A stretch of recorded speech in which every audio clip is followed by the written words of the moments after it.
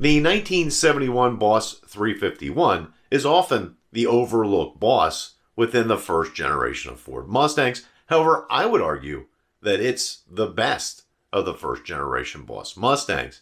It was easily quicker than the 6970 Boss 302s, and it was also quicker than the 6970 Boss 429s. The 6970 Boss 429 cars were seriously nose heavy. That engine weighed a lot and it sat right over the front axles.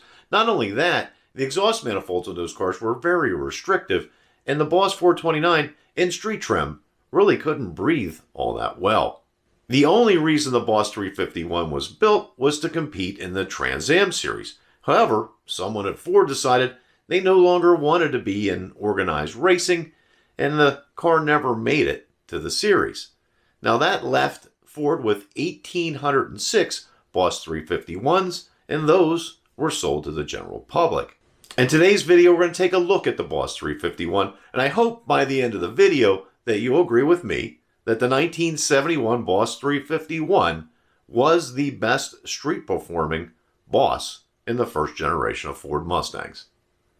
The Boss 351 was based on the 1971 Mustang Fastback and is often mistakenly identified as a Mach 1. It can be identified by the Boss 351 Mustang decals along the front fenders and on the rear deck lid. The Boss 351 featured a honeycomb grille, twist-style hood pins, a chrome front bumper, and the standard Mustang gas filler cap. It was only available as a fastback, and there was only one driveline. The engine was a 330 horsepower, 351 cubic inch V8. This engine featured a nodular iron cast crank, 4-bolt mains, forged rods with 3/8 inch bolts, aluminum pistons, high-flowing 4V heads lifted from the Boss 302 with revised cooling passages, a high-rise aluminum intake. This was topped by a 715 CFM spread-bore Autolite carburetor that was made only for the Boss 351. The engine had a compression ratio of 11.7 to 1, which required premium fuel. It also featured a solid lifter high-lift camshaft and valves, which required adjustment every 15,000 miles. The Boss 351 redlined at 6,150 RPM, and Ford included a rev limiter to prevent engine damage. It also came with a dual-point distributor. The engine breathed fresh air through the NACA ducts in the hood, which were connected directly to the car's air cleaner. This engine was matched to a Ford top-loader 4-speed, wide-ratio manual transmission. Gears were selected by a Hurst shifter. The rear was a limited slip unit with a final drive ratio of 3.9 to 1. This was housed in a Ford 9-inch nodular rear casing, utilizing 31 spine axles. The front geometry of the Mustang had been completely revised for 1971, and the Boss 351 was equipped with Ford's competition suspension. This included heavy springs and shocks, front and rear anti-sway bars, staggered rear shocks, and a variable ratio power steering gear should one have opted for power steering. Braking duties were handled by 11.3-inch discs up front with floating calipers, 10 by 2-inch drums in the back. The drums were a 1/4 inch wider than those fitted to basic Mustangs. The option list for the Boss 351 was relatively short. It included power steering, tinted glass, deluxe interior, Magnum 500 wheels, the adjustable rear spoiler, power brakes, a full-length console, select air conditioning, tilt-away steering wheel, AM 8-track stereo, and new for 1971 power windows.